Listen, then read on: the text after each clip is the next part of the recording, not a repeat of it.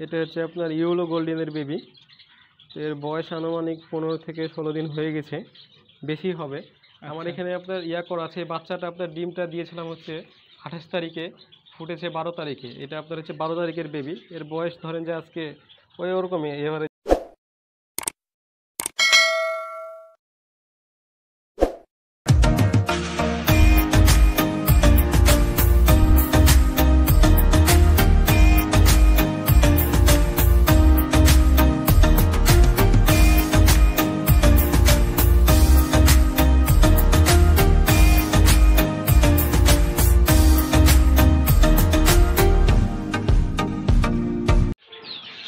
আসসালামু আলাইকুম প্রিয় দর্শক, প্রিয় ভিউয়ার্স, সবাই কেমন আছেন? আশা করি সুস্থ আছেন, ভালো আছেন এবং সাবধানে আছেন।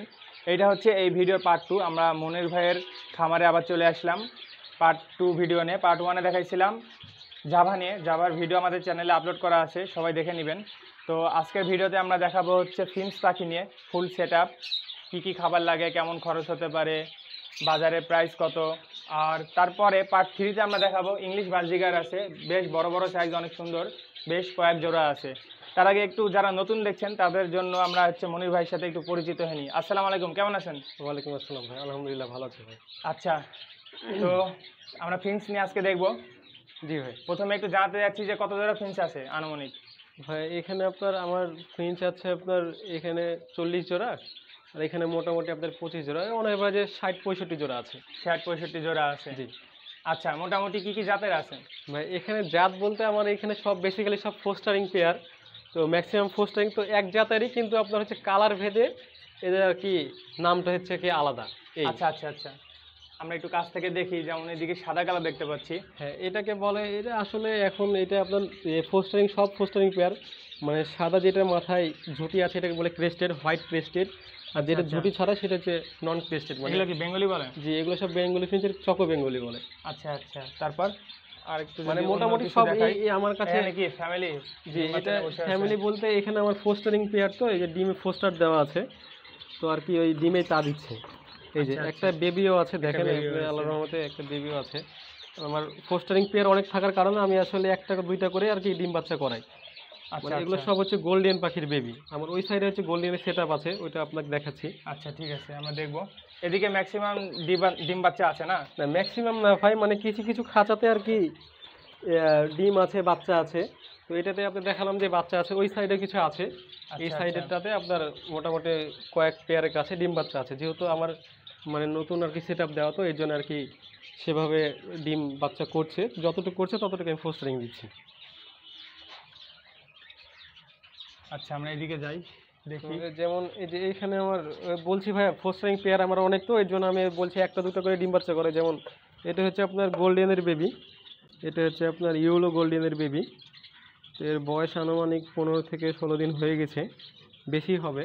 আমার এখানে আপনার করা আছে। বাচ্চাটা আপনার ডিমটা দিয়েছিলাম হচ্ছে 28 তারিখে, ফুটেছে 12 তারিখে। এটা আপনার হচ্ছে 12 তারিখের বেবি। এর বয়স ধরেন যে আজকে ওরকমই এবারে যে 15-16 দিনে হবে। আচ্ছা আচ্ছা, তো এর থেকে মানে আমার একটু মার্ক করা থাকে যে কোনটা আসলে কোনটার মানে কবে ডিম দিয়েছে। এটা কি জাতের কালোটা? এটাকে বলা হচ্ছে ব্ল্যাক পার্ল।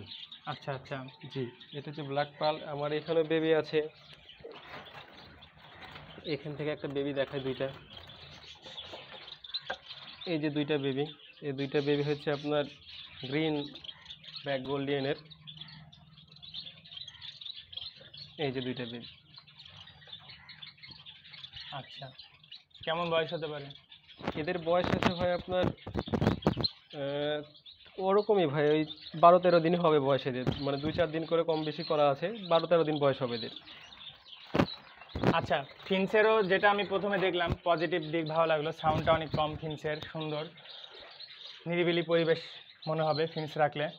তো সেক্ষেত্রে আমরা প্রথমে জানতে চাই যে ফিঞ্চের রোগ প্রতিরোধ ক্ষমতা কেমন করে হয় আর কি, অসুখ বিসুখ কি কেমন এদের আর কি? তার আগে আমি যে আমার ওই ফোস্টারিং যে মেন যে মাস্টার পেয়ার আছে গোল্ডেন ফিঞ্চের ওই সাইডে, ওগুলো আগে দেখাই। এটা আলোচনা করতে করতে আমরা যাই। আপনি যত্ন নেন কিভাবে অসুখ বিসুখের ক্ষেত্রে? মানে অসুখ বিসুখের ক্ষেত্রে বেঙ্গলি ফিঞ্চের অসুখ বিসুখ আছে। এই যে যেমন একটা ওদের সবথেকে বড় সমস্যা হচ্ছে ক্যাঙ্কারের সমস্যা।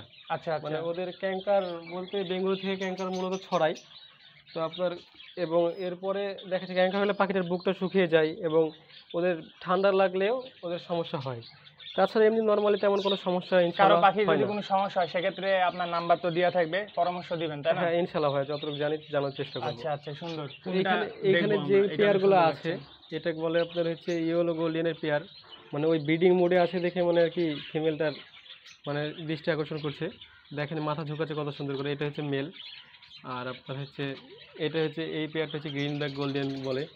এটা হচ্ছে আপনার রেড হেডটা হচ্ছে মেল, আর আপনার ব্ল্যাক হেডটা হচ্ছে ফিমেল। এই পার আর এক পেয়ার আছে গ্রিন ব্যাক। তারপরে উপরে আছে আপনার একটা হচ্ছে আপনার মেলটা হচ্ছে ইয়েলো আর ফিমেলটা হচ্ছে গ্রিন। তারপরে এই যে নিচে আছে আপনার এক পেয়ার হলুদ, তার নিচে আছে এক পেয়ার ব্লু। ব্লুটা মোল্টিংয়ে আছে, ইনশাল্লাহ মোল্টিং কমপ্লিট করলে আর কি ডিম বাচ্চা করবে। পাশে এক জোড়া ইয়েলো আছে। আচ্ছা, ফিন্স কতদিন পর পর ডিম দেয়? এরা বছরে এভারেজ কেমন মানে এদের? ফ্রিঞ্চ বলতে এরাও তো ফ্রিঞ্চ পাখি, কিন্তু হয় এদেরকে গোল্ডেন ফ্রিঞ্চ বলে। আচ্ছা তো আচ্ছা এদের ধরেন যে মোটামুটি এরা মানে আমি এদেরকে দিয়ে বেবি করাই না, মানে এদের কাজ হচ্ছে শুধু ডিম পারবে। এবং আচ্ছা, ওই আচ্ছা। বেঙ্গুলিকে দিয়ে আর কি আমি ফোস্টারিং করাই, যেগুলো বেবি দেখলাম এদেরই বেবি, ওদেরকে ডিম দিয়েছি। আচ্ছা এদের ডিম আচ্ছা। ওদেরকে দিয়ে ফোস্টারিং করাইছি। তো এরা দেখাচ্ছে মাসে আপনার মিনিমাম দেখাচ্ছে যদি ভালো পেয়ার হয় আপনি 2 থেকে 3 বার ডিম পাবেন। যদি ডিমটা মানে ডিম পাওয়ার 2-3 দিন পরে সরিয়ে ফেলেন, দেখা যাচ্ছে 10-15 দিন পরে আবার ইনশাল্লাহ ডিম দিয়ে আচ্ছা, দেয়। সেক্ষেত্রে পাখি অসুস্থ হয় না ওইভাবে? হ্যাঁ, পুষ্টিকর খাবার দিতে হ্যাঁ, না, হবে? পুষ্টিকর খাবার না, দেখা যাচ্ছে অতিরিক্ত একবারে দেখা যাচ্ছে আপনার একটানা ব্রিড নিতে পারবেন না। দেখা যাচ্ছে 1 মাসে আপনার ব্রিড নেওয়ার পরে 15-20 দিন আবার গ্যাপ দিয়ে তো তারপর আবার বক্স দিলেন, দেখা যাচ্ছে ওর ভিতরে একটা রেস্টটাও হয়ে গেল। বক্স বের করে দিলে এরা হচ্ছে রেস্টে থেকে যাবে হ্যাঁ, নাকি? বক্স বের করে দিলে ডিম পাড়ার জায়গা পাবে না, তখন তারা আর কি ইয়াও করবে না। দেখেন এরাও সুন্দরভাবে নেস্টিং করেছে, নেস্টিং করে যখন ডিম পাড়ার সময় হয় তখন এরা মানে আর কি ডিম পাড়ে। আচ্ছা আচ্ছা, এই যে সুন্দর, ধরেন অনেক সুন্দর করে সুন্দর। নেস্টিং করেছে, নেস্টিং করে এদের ওদের বাসা ডিম- বানানোটা অনেক সুন্দর লাগে। হ্যাঁ, এবং ওই যে ওই মানে আমার একটা কেজে এইভাবে রেখে দিতে হবে তাই না ঘরগুলো? এইভাবে ওরা রেখে নিজেরাই দিলে নিয়ে ওরা যাবে? নিজেরাই ঘর করে নেয়। মোটামুটি একটা জিনিস আমার জানতে খুব ইচ্ছা করছে, এরকম একটা ঘর কমপ্লিট করতে ওরা কয়দিন সময় নেয়? হ্যাঁ ভাই, আপনার আসলে আনুমানিক খেয়াল আছে? আমার অনেক সেটা নাই, মানে দেখা যাচ্ছে ওরা আমি রেখে দিয়েছি 3-4 দিন, 2-3 দিনের ভিতরে কমপ্লিট করে। আবার যখন মনে হয় যে ওদের একটু একটু দরকার বা পড়ে থাকে নিচে, আবার নিয়ে যেয়ে আর কি কমপ্লিট করে। আচ্ছা আচ্ছা, ভালোই। উপরে অনেক আছে, এদিকে আছে। মানে মোটামুটি এখানে আমার 12 জোড়ার মতন আপনার এই ফোস্টারিং এর ইয়া মানে আচ্ছা, এদের বেবি মাস্টার পেয়ার। এদের বেবি ফুটতে কতদিন লাগে আর কি? এদের ডিম থেকে বেবি ফুটতে 14 দিন সময় লাগে, 14 থেকে 16 আচ্ছা, দিন। আমরা ওইদিকে যাই, সামনে যাই। তো এই ছিল ফিঞ্চের কালেকশন তাই না? জি ভাই, এখন মানে একটু জানতে চাই দর্শকের উদ্দেশ্যে যে এই জাভার মতো কি সেম ক্যাটাগরির খাবার এরা খায় তাই না? জাভার মতন সেম ক্যাটাগরি বলতে এরা আপনার বেসিক্যালি পোলোচেরা ধান খাবে, ধান খায়, ধান, তারপর চীনা, কাউন, ক্যানারি মিলেট, এই খাবারগুলো খরচটা কি খায়। জাভার থেকে একটু কম হবে? হ্যাঁ, জাভার যেহেতু থেকে একটু ছোট সাইজের জি, পাখি। এরা খাবার কম খায়। জাভার থেকে কম বলতে এদের খাবার আবার দেখা যাচ্ছে আপনার এই যেমন পোলাও চালের ধানটা একটু দাম বেশি, তারপরে আপনার হচ্ছে মিলেট ক্যানারি দিতে পারেন। তো আমি আপনার এমনি নর্মালি চীনা, কাউন আর হচ্ছে ধান দিই, আর যখন বেবি হয় তখন আমি ওদেরকে এক্সট্রা করে আচ্ছা, ক্যানারি দিই। যেহেতু এই যে এইগুলো আপনি ফোস্টারের জন্য ইউজ করছেন, ফোস্টারিং, তো এরা নিজস্বভাবে ডিম দেয় না? হ্যাঁ, নিজস্বভাবে ডিম দেয়, তখন তার আগে মানে ডিম পেড়ে বাচ্চা তুলে নেওয়া, আমি তো ডিমগুলো আপনার এক্সট্রা করে রেখে দিই বা ফেলে দিই। আচ্ছা আচ্ছা, সেক্ষেত্রে দেখা যাচ্ছে একই সময় ডিম দিল, মানে এই বুঝতে পারবেন না তো? হ্যাঁ, এখন আপনার এই পাখিটা হচ্ছে খুবই ভালো একটা পাখি, এবং এটাকে আপনার মানে এরা মূলত যাদের কাছে আপনার হচ্ছে একটু দামি প্রজাতির ফিঞ্চ আছে তাদের কাছে আপনার ফোস্টারিং এর জন্য বেঙ্গলি দরকার। মানে এদেরকে আপনি সেক্ষেত্রে যখনই ফোস্টারিংটা কিভাবে করেন? কবুতরের মতো যে এরা যখন নিজস্বভাবে ডিম দেয়, ওদের ডিম সরাই, ওদের ডিমগুলো দেন? হ্যাঁ সেম টেকনিকই, কিন্তু এদের একটা প্লাস পয়েন্ট আছে কেমন, এদেরকে আপনি যখনই অন্য কোনো ফিঞ্চে ডিম দিবেন তখনই বসে যাবে? তখনই এরা সুন্দর তা দেয়, কিন্তু এটা আপনাকে ট্রেনিং দেওয়া নিতে হবে। মানে আপনি দেখা যাচ্ছে এরা প্রথম একটু প্রথম প্রবলেম একটু সমস্যা হয়, তারপর ট্রেনিং দেওয়া নিলে দেখা যায় আর কোনো সমস্যা হবে না। যখনই আপনি দিবেন তখন ইনশাল্লাহ ডিম। কিন্তু কবুতরের ক্ষেত্রে কবুতর তো এভাবে বসে না। একটু সমস্যা হয়, মানে আর কি আগ পিছলে একটু দেখা যাচ্ছে তার এতে কষ্ট হয়েছে, কিন্তু এদের ক্ষেত্রে সুবিধা আছে, কিন্তু ট্রেনিং এর উপর নির্ভর করে। আচ্ছা, আমরা ভিডিও লাস্টের দিকে আসছি, আপনি যদি আর কিছু মেসেজ দিতে চান পাখি সম্পর্কে। হ্যাঁ ভাইয়া, মানে ফ্রিঞ্চ এখন বর্তমান যে অবস্থা, ফ্রিঞ্চের মার্কেটটা অনেকটা খারাপ হয়ে গেছে। খারাপ বলতে দাম তুলনামূলক কম।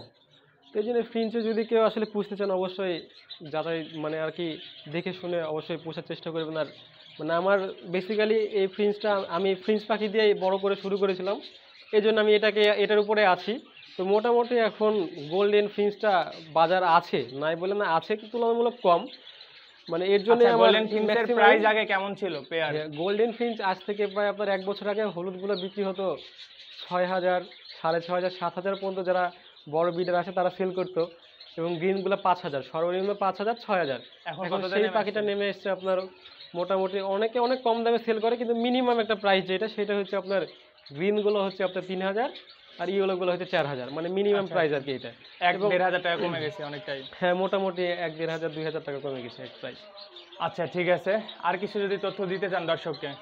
না, সেটাই হলো কথা যে যারা কিনতে চায় বা হচ্ছে পাখি পালন করতে চায়, যেহেতু ফিন্সের ভিডিও, ফিন্স নিয়ে আলোচনা হচ্ছে, তো যারা ফিন্স পালন করতে চায়, দেখা যাচ্ছে ভিডিওতে অনেক কিছু দেখলো জানলো, এছাড়াও তো আপনাকে ফোন দিলে পরামর্শ দিবেন, হ্যাঁ অবশ্যই সেটআপ ভিজিট করে গেল। হ্যাঁ, যদি আর আমরা ভিডিওর মাধ্যমে সেটআপ তো দেখাই দিলাম। হ্যাঁ, আমার মানে রাজশাহীতে যদি আমার কোনো ভাই যদি আমার কাছে আসে, অবশ্যই আমি চেষ্টা করবো তাকে ফ্রেঞ্চ হোক বা জাভা হোক, এসব পাখিতে যতটুকু মানে তাদেরকে আর কি যেভাবে করতে পারে বা শুরু করতে পারে, ইনশাল্লাহ আমি চেষ্টা আচ্ছা, আপনার অ্যাভিয়ারি নিয়ে নেক্সট প্ল্যান কি? ফিউচারে আর কোনো অন্য জাতের পাখি কি নিয়ে আসবেন? হ্যাঁ, আসলে ফিউচারে প্ল্যানিং বলতে আমার বেসিক্যালি এখন যেহেতু ফ্রেঞ্চ আছে অনেকই, ফোস্টারিং পেয়ার আমার মানে বেসিক্যালি এখন আমি জাভা নিয়ে আর কি আমার টার্গেট। আমি ইনশাল্লাহ আগামী বছর যদি আল্লাহ আমার মানে আর কি তৌফিক দেয় আমাকে, আমি টার্গেট আছে আমি 100 পেয়ার জাভা করবো। আচ্ছা আচ্ছা, ঠিক আছে, ইনশাল্লাহ হয়ে যাবে একদিন ইনশাল্লাহ। আর যেহেতু আপনি অনেক যত্ন করেছেন, আপনার সেটআপ কিন্তু আগে ছিল অন্য এক জায়গায়, নিচে ছিল, নিচে এক জায়গায়, মানে আমার আরেকটা পাশে একটা রুম আছে, সেই রুম ভাড়া নিয়ে থেকে এখানকার সেটআপ অনেক বড় আর কোয়ালিটি চেঞ্জ হয়েছে, অনেক সুন্দর লাগছে আগে থেকে। তো 1 লাফে তো অনেকে সেটআপ যখন এইভাবে দেখে, 1 লাফে তো এত বড় সেটআপ করা যাবে না, অনেকে 1 লাফে করতে যায়, বেশি খরচ করে লস খেয়ে ফেলে, যেহেতু তার পাখি সম্পর্কে আইডিয়া নাই। তো সেহেতু আমিও বলতে চাই, যারা হচ্ছে পাখি সম্পর্কে আইডিয়া নাই, একবারে বেশি ইনভেস্ট করবেন না, অল্প অল্প করে শিখাই ভালো। ঠিক আছে ভাই, নাম্বারটা আরেকবার বলে দেন এই ভিডিওতে। জি ভাই, আমার নাম্বারটা হচ্ছে, কন্ট্যাক্ট নাম্বারটা হচ্ছে এয়ারটেল নাম্বার 01601005274। আচ্ছা, অ্যাড্রেসটা একবার বলে দেন। জি ভাই, অ্যাড্রেসটা আরেকবার বলে দেন। আমার বাসা হচ্ছে রাজশাহীতে, এবং আমার হচ্ছে এলাকার নাম হচ্ছে ছোট বনগ্রাম ক্লাব মোড়। এইখানে আসলে আমাকে পাবেন। আচ্ছা ঠিক আছে ভাই, ধন্যবাদ, অনেক সময় দিলেন, অনেক তথ্য দিলেন। এছাড়াও যদি কোনো তথ্য দর্শক মিস হয়ে যায়, অবশ্যই নাম্বার আছে, জি আপনারা ফোন দিতে পারেন, ভাই একদম ফ্রেন্ডলি ভাবে আপনাদেরকে পরামর্শ দিবে। ইনশাআল্লাহ। ধন্যবাদ।